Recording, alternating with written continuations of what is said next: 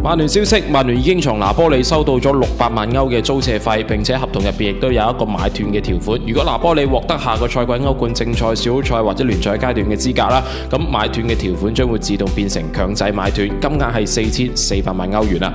曼聯球員帕特力多古亦都因為腿筋受傷，預計將會缺陣10個星期嘅時間。而此前呢一次嘅受傷亦都對曼聯而言係重大打擊。多古喺最近8場嘅比賽貢獻咗3波2助攻啊！如果缺陣10個星期啦，多古將會缺席啦，球隊跟住落嚟8場嘅比賽，預計喺3月嘅國際日之後復出啦。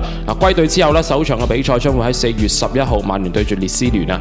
而曼聯亦都準備重啟同美路嘅續約談判，佢目前嘅周薪係2萬英鎊。此前呢，雙方亦都曾經就續約嘅事宜談判過，續約嘅協議喺2023年2月達成嘅。當時呢，美路僅代表一線隊出場過2次啫，但係呢，之後呢，談判係陷入僵局。呢位20歲嘅球員現有嘅合同將會喺下個賽季末到期，曼聯亦都擁有續約1年嘅選項。